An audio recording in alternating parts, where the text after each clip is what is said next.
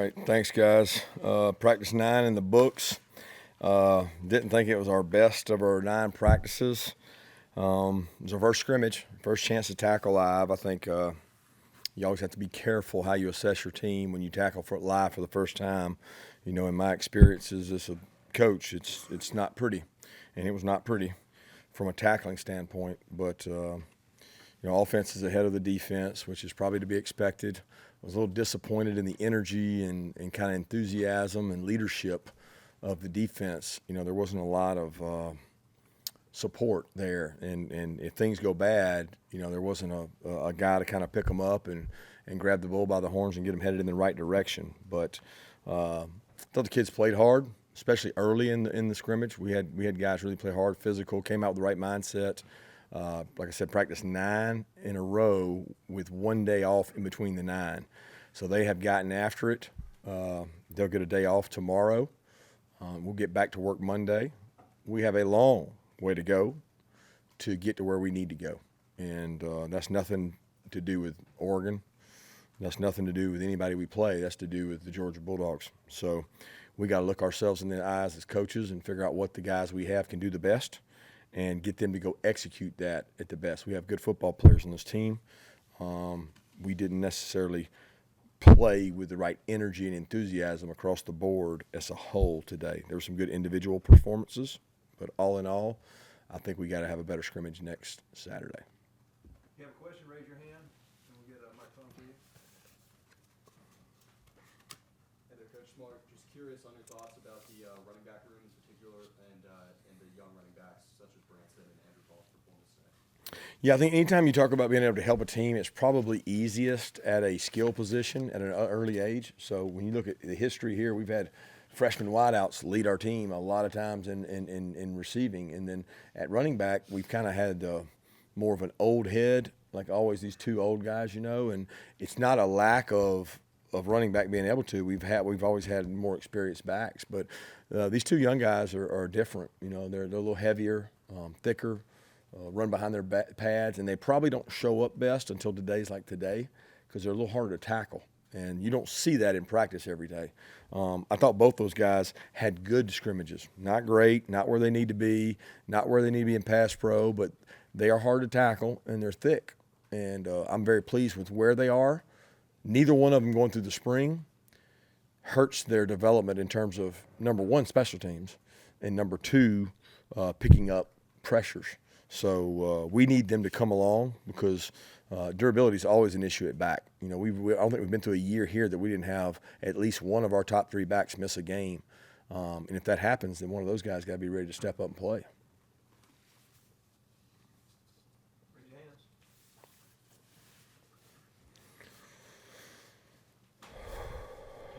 The obvious question. Quarterbacks are kind of big too as far as keeping 2 healthy throughout the year. How do you feel about your depth, and how did those guys look today? I would reserve judgment until I really get to watch the tape. I thought statistically Stetson had a really good day. You don't know everything when you're standing behind them because you don't get to judge, what was going on and watching them. I thought the offensive line did a pretty good job in the pocket. We didn't get a lot of pressure defensively, which allowed the quarterbacks to have a pretty good day. I'm very pleased with where the quarterbacks are in terms of Brock and Carson and even Gunner. I thought Gunner made some really good plays today, and you don't get to see as much of Gunner because we do 4s in our practice. He gets reps, which is good, but he gets primary reps in the scrimmage when he gets to go out there and go with the 3s and things, and I thought he did a good job. But I have a lot of confidence in all our quarterbacks. Coach Monken does a great job with those guys, and they understand what they need to do and how to get the ball to their weapons. Yeah, Kirby, I just wanted to ask you about some injuries. Aaron Smith and Kendall Milton, and a couple guys who didn't notice today, and Tate Ratledge and Ernest Green. Yeah, Aaron's probably the toughest one. The poor kid can't catch a break, man. He's had a injury like right when he first got here, jumping in a long jump pit, and then he had another injury his sophomore year. And he's worked so hard to get back. And he gave up track this year, and he's an elite track runner, and he gave that up so that he could have a successful season. He had a tough ankle sprain, and it's a high ankle sprain. Don't know how long it's going to take. It is going to require surgery. but it's not broken, and we're hopeful to get him back. And he's overcome so much, and he's such a great kid. Got great family, such a positive kid, and he keeps getting tough breaks. I know that he's going to persevere that, and I think he'll bounce back when it comes to that. Tate is dinged up. He's got a turf toe. It's not anything to do with his Liz Frank. We should get him back. Ernest has got a hamstring that's bothering him. It's been bothering him really for a couple weeks now. He's had it since summer workouts. It's kind of been nagging him, and he's been able to go some and off and on, so we held him today. And Kendall Milton's got a little bit of a grade 1 hamstring, but it's nothing severe. Hands up. Coach, as far as the defensive line goes off, you got a lot of guys you're trying to work in now. I mean, first practice, just kind of what do you see from them? How many guys initially do you think you may be able to use right now? Well, we'll probably use the same amount we always use. You have to play multiple D linemen, so we would like to have enough depth to roll kind of 6 guys for those 3 interior spots, but that's going to depend on who does the best job, and we're a long way from knowing that. The young guys are coming on and flashing and showing some plays, but they don't have the physical and mental toughness to sustain, to like do it over and over. They might do it one play, and it's like the next play's off the charts bad, first play's off the charts good. So Trey's trying to get enough consistency out of that room that we can play those guys. It's we're not where we need to be there. That's for sure. Kirby, talking about the inside linebacker, just what did you see today? And again, you talked about the progress you want to see from the whole defense. And what areas with the inside linebackers you want to see the most growth, or what's left in here? Well, I thought Tresman made a couple good plays. He's got to continue to stay healthy. He's been fighting a soft tissue calf strain, so he's been in and out, but he made a couple good plays today. Pop's probably been the most consistent guy in that group, and we're looking for some mental and physical toughness out of that group. There's some talented young players. Sorry flashes, but he's got to do it more consistently, and he knows that. He has some ability to make some really big flash plays, but he's got to do it more consistently within the defense. And then Smiles got to play better too. I mean, that's a group. That group's got to step up and play better, and the defensive line's got to help them play better by keeping blockers off of them. Kirby, you mentioned 9 practices, and I'm wondering about some of the guys that are young at wide receiver. Any of them flashing so far that made some strides? Dylan made some plays today. Dylan Bell made some plays today. Jackson Meeks made some plays today. If you're counting him as young, because nowadays sophomore's not young. Sophomore's old. 40% of our team, 35% of our team is freshmen. So, I thought Dylan Bell stepped up and made some plays and flashes. Oscar made some plays at tight end, counting him as a receiving weapon. So those guys continue to do a good job, but we just don't have the depth at receiver. I thought Rosemary did a good job today. AD made a few plays, but we're going to have to be really good on the perimeter to be explosive. We've got good tight ends, but we've got to be good outside to complement the tight ends. And we need to get Denylin back, and we need to get Dylan Bell rolling to get where we need to get at wideout. I think you mentioned a moment ago not seeing a lot of pass rush today. Last year you had this massive sack total. Internally, is there a program goal for how many sacks is enough to be as impactful with the pass rush as you want to be? Again, there's not internally a goal. We don't put a sack goal. We put an effective quarterback goal, and we all know that's not fun for you guys because you want to talk sack totals. We want to talk batted balls, interceptions, knockdown, hurries. You affect the quarterback with multiple rushes. And, Robert Beal is having a quietly good camp, which is good for us. A lot of times these scrimmages get skewed. Now, last year was a outlier because of the front and the people we had. But these scrimmages get skewed because you take so many snaps. Pass rushing is an effort play, and a lot of sacks are what we call hustle sacks, effort sacks. You don't necessarily win. You give a great second effort. Well, there comes a point in the scrimmage today where they take so many snaps, nobody's fresh, and the offensive lineman stays in front of them. We didn't have – it reminded me of our old scrimmages where we didn't have great pass rush. Not because we don't have pass rushers. We just didn't have the juice that we needed. And I can't say that it was like that last year, but it's been like that in years past. Yeah, Kirk, 2 questions. I guess one, another injury. What's Denylin dealing with? And 2, you mentioned Dylan Bell. I know he played quarterback some in high school. Just what has his development been like? What have you guys seen from him? And are you maybe not surprised, but impressed that he's starting to work his way into the rotation this early? No, I mean he's working his way in the rotation by necessity. I mean we don't have enough depth at the position there. And Denilon's just got he hyperextended his knee before we even started camp. So he's got an injury that's lagging over from camp, but he's not. I mean he's back running. He should be back here shortly, and hopefully can get him back healthy and get him in there competing. But it's just every year. I don't think across the country you see 4 senior wideouts. Show me where you got 4 senior wideouts. Show me where you got 2 seniors and 2 juniors, because wideouts are very similar. If they don't get the ball, they're gone. So you constantly have young players, and if they're really good, they're going to the draft. So that's where one of our juniors is. So everything is kind of cyclical, and right now at wideout we don't have great depth, and we have a couple injuries. So those young guys are getting thrust out there, and they got to grow up. We've done it before. I mean, we've had productive freshman wide receivers. Try to get 3 quick ones. Malachi Starks, assignment sound on defense, and then comparing this to G-Day, is it just apples and oranges? Because it looked like the defense was pretty strong against the ones in the spring game. I don't know. I don't know. I don't even remember G-Day at this point, to be honest with you, Mike. I don't have a clue what happened or didn't happen, or who was there, who wasn't there, and kind of how we played. It's different today because the mindset is not air it out, throw. The mindset is do what we do. Let's find out what we got. Let's be physical and be tough with it. Malachi's doing a good job, as are our freshman DBs. I think our freshman DBs are going to be good football players. That doesn't mean I'm saying they're going to go out there and start, but our freshman DBs are going to help us. All those guys have shown a sign of, man, he's going to be okay. He's going to be able to help us. He's going to be a good player. Eric Stokes didn't do a lot his freshman year, and it's just one of those things. Those guys got to grow into the position. Nowadays, your freshmen are your backups because you don't have the depth, and it really shouldn't be where they're 2s, but most of our guys are 2s, in some cases 1s. But Malachi having spring has helped him. He and Jacory are both coming along really well.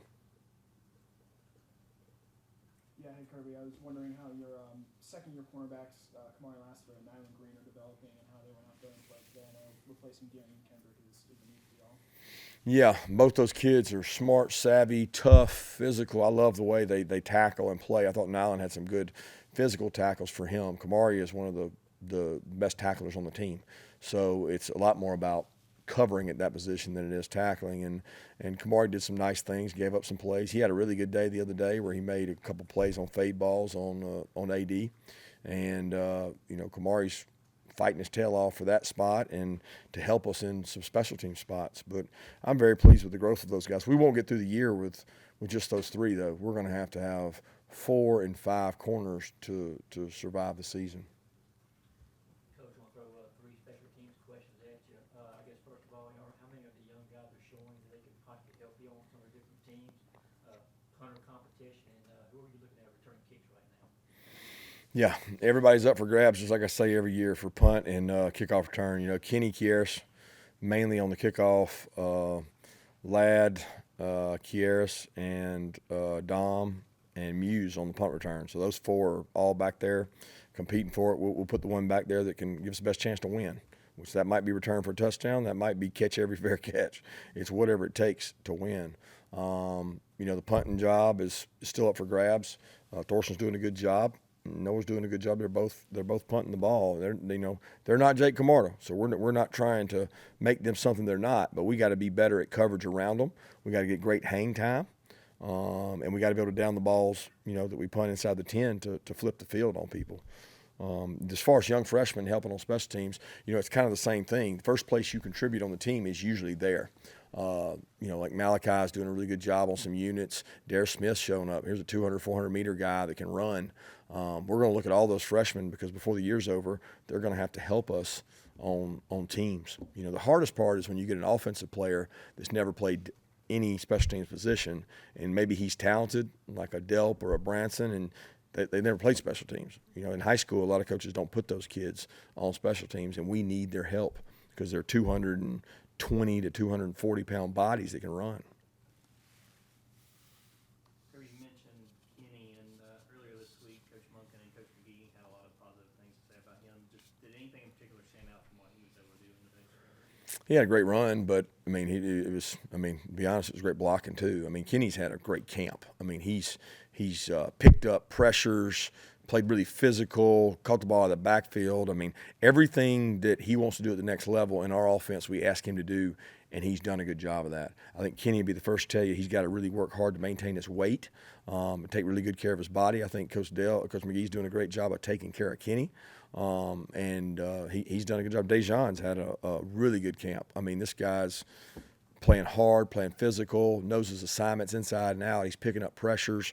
I mean, he's catching the ball in the backfield. So, to me, I've been really pleased with what he's been able to do. Kendall has too, but just the last couple of days, we've held him with the hamstring. Hey, Kirby, you touched on the defensive line earlier, but in that battle, how did the offensive line do today? What more do you need to see from them in the next couple of weeks? Hard one. I can't measure. I got to watch it. You see so much on the perimeter from where I'm looking. Quarterback decisions, secondary. I mean, we had a couple really good runs. We had a couple tackles for a loss.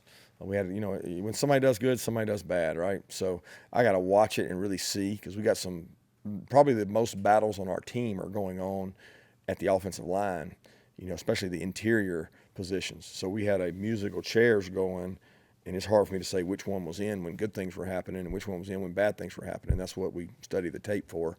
I don't have that fresh off in my memory, but the battle is there at guard, and those guys are competing for it. And I do think we're bigger than we've been at guard, which has usually been an indicator that we can be physical. We got Truss and Tate, which he wasn't there today, and Devin. So when you start putting those body types out there, they're just more massive. Take two more questions. There were some reports earlier this week about ticket redistribution to recruits for the Georgia-Florida game. Can you kind of speak on clarity of that and what kind of impact you foresee that happening, whether for this season or for the future as it pertains to recruiting? Yeah, you've always been able to do that. You make an independent decision. Each university can decide how they want to do their tickets. And for the first time, we're able to allot tickets, which we do on every neutral site game. We did with Clemson. We'll do it with Oregon. We do it all the time. But per NCAA rules, we're not allowed to see them. We're not allowed to talk to them. We can't do anything with them. So it's really a moot point because they get to go. But what good does that do in terms of recruiting that you don't get to spend time with them and host them and do those? It doesn't change the official visit narrative at all. Hey, Kirby, I want to ask you about Jalen Carter. You obviously don't control this, but a lot of people think he's going to potentially be a top 10 pick, based off what he's shown so far. How do you think he is handling those expectations, and what has he shown so far this fall? He's been the most mature he has. He was overshadowed maturity-wise by the other two. He wasn't overshadowed talent-wise by any means, because he is as talented or more talented athletically than those two. Very different guy than those two. But he's matured. So, like, his practice habits have actually improved this year. He's practicing with more consistency. Now, he has to continue to do that, but he is very mature in that he can admit to you and be honest with you when he doesn't give great effort. He's like, "You're right, Coach. I didn't do my best on that play." But that happens much less often now. And I think he knows that people's eyes are on him in terms of our other players, and he knows he has to be a leader for our defense. I'm very proud of what he's done. Most practices, he's given us a full day's work and competes. Not like a guy that's been there and done it. He competes like he's hungry, and that's what we challenge him to do. He just got to do that every day, day in and day out, and then maybe affect somebody else and bring them with him.